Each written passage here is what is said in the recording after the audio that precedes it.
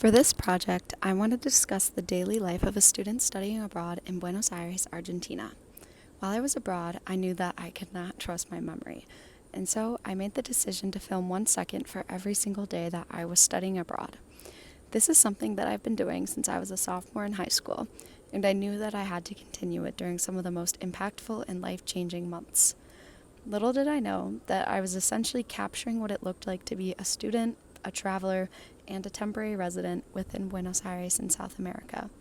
While obviously my experience is not reflective of every single type of experience or lifestyle in Buenos Aires, I do believe that much of what I did shows many different sides of the city. I lived with a host family, I lived in an apartment, explored all over, traveled across many different areas of Argentina and South America, and was able to participate in nationalist activities like celebrating their Carnival and El Día de la Memoria por la Verdad y Justicia, in English, the Day of Remembrance for Truth and Justice. With my host mom, on my own, and through my classes on Argentine culture and history, I was taken on a variety of different field trips to museums, churches, and cultural centers, and informed on the context that had gone into their creation and the impact that they had had on Argentina and its society. However,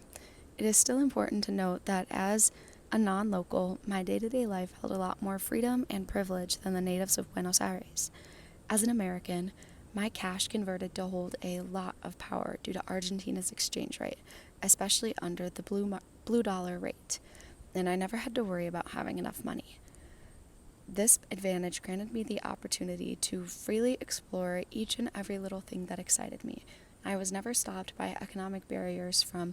traveling or accessing other events that typically came with a price barrier or just a simple price tag. In addition, while I did make a concentrated effort to inform myself about poverty and politics in Argentina, and was even provided with an incredible opportunity to travel to the outskirts of the province and understand more about the lives of those living in poverty every day, as well as actually get to meet with the founders of a co-op called La Juanita that had served their community and worked every single day to make it safer, after originally starting out as a neighborhood in which you couldn't cross the street without having to pay a gang member. However, I lived in an incredibly nice part of the city that was incredibly safe, among some of its most elite citizens and just around the corner from the United States Embassy. And a few other trips I made through high poverty areas in Buenos Aires ended up resulting in putting my own safety at risk, which changed into a decision that I made in order to not leave the safest parts of the cities, and therefore did not provide me with a complete image of what a daily life in those areas could perhaps look like. And as an American who is not familiar with that level of poverty, it is obviously an experience that I will never completely understand. While in Buenos Aires, my program members and I worked hard to understand, appreciate, and embrace Argentine culture. They're drinking mate in the park, going on long runs through the city's incredible green areas, becoming familiar with the corner stores and public transportation, and embracing merienda culture, the practice of getting a snack with your loved ones at 5 or 6 p.m. before finally enjoying dinner at 10 p.m. or later. These all factored into my daily life and became true parts of my routine.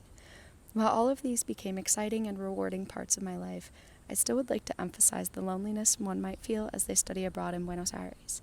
In comparison to other programs, my program was incredibly small, and it was a lot harder to make friends with locals or other travelers than I had convinced myself it would be, especially not going to an official Argentinian university. Culture shock, language barriers, and social differences often resulted in feeling like the odd man out. While Argentines are incredibly friendly and social people, this did not transfer into my day-to-day social life. These video clips are often reflective of the best or most active parts of my day, and don't show the hours spent sitting by myself in my apartment, trying to work up the energy to yet again go seek out excitement alone, or work up the courage to meet someone new. Even looking back on this video, I can see the work I put into not making that loneliness evident, but remember all too well the countless hours I spent alone, or the days I spent without even leaving my apartment, somehow feeling even more burdened by the guilt of not going out to seize the day. I think this is a very common part of the study abroad experience, romanticizing your whole experience and working hard to make sure no one could see that you were struggling. While this period was still one of the best times of my life, I think it should be more acceptable to talk about what you struggled with, even while at a high point. Looking back on my time abroad, I feel as though it can be grouped distinctly into the moments I spent traveling and the time I spent in Buenos Aires. While every moment spent traveling tends to be packed with action and a strong itinerary and the effort to make sure you're making the most of your plane ticket in the few days you have. In Buenos Aires, my time was made up of both extraordinary and ordinary moments. In reflection, I think this was the perfect combination.